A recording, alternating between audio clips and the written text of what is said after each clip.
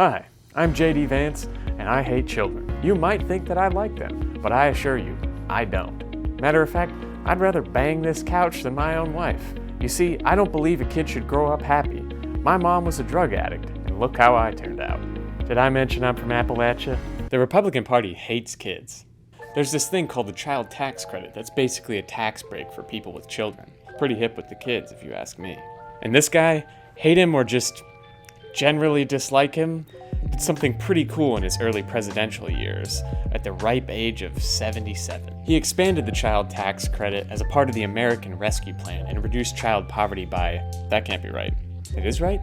50%. He reduced child poverty by 50%. I mean, holy shit, that's just incredible. Like, why were all the Republicans so against his fiscal spending and the American Rescue Plan in general?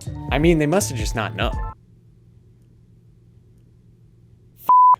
So while the Dems were busy trying to pass legislation, pulling like 500,000 kids out of poverty, the Republicans went, no. But where was J.D. Vance in all this? Oh, he was too busy farting out lies at an Arizona rally to show up and vote. J.D. Vance also claims that Kamala Harris wants to abolish the child tax credit, but she specifically called for its expansion and been a part of an administration that has done so. Where'd you get that one from, pal? He also said that most Americans from both parties support the child tax credit and believe in lowering the tax burden for parents. Wow! Have you been living under an Appalachian mountain for your entire life? You really seem to have no idea what's going on. But what about abortion? What are J.D. Vance's opinions on that? Not good. But honestly, like, how cool would it be if one of these assholes who advocated for a complete abortion ban actually believed in supporting parents and families and working class people? Pretty cool, right?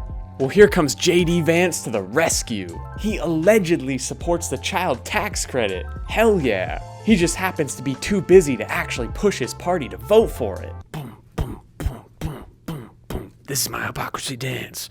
This is my hypocrisy dance. While Vance claims to support the child tax credit, he also supports Project 2025, which wants to destroy the administrative state, restrict food stamps, and gut social programs. Yeah! Austerity for poor people. Project 2025. Plus, Project 2025 wants to cut back on all things preventing climate change, so your family and your children can breathe in more toxic gases. Hypocrisy, hypocrisy, hypocrisy, hypocrisy. Even if J.D. Vance supports the child tax credit, or better yet, expanding it, all the social welfare cuts that he and his party support would leave parents and families much worse off.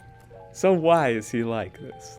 Well, it's a really complicated thing to explain, and you have to look at the political dynamics of the situation, and you can't really know. J.D. Vance was a venture capitalist that doesn't give a rat's ass about poor people. I think I've really nailed the Republican platform these days. Get money, idiot. One might say, maybe you shouldn't have kids if you don't have the money to afford it. But in the eyes of JD, you'd just be another childless cat lady that's useless to society. If all this is giving you the Vance ants in your pants like me, wait until you hear his next big idea. Let's give votes to all children in this country, but let's give control over those votes to the parents of those children. With JD's plan, kids get to feel like a burden to democracy even before they turn 18. Thanks, Mom and Dad. And honestly, guys, one more thing. This guy keeps pushing this grift that he grew up in Appalachia and relates to poor white people. In reality, he grew up in a suburb of Cincinnati, went to Yale, became a multimillionaire, and then got big off of a book calling poor white people in Appalachia lazy. But hey, at least they don't f*** couches.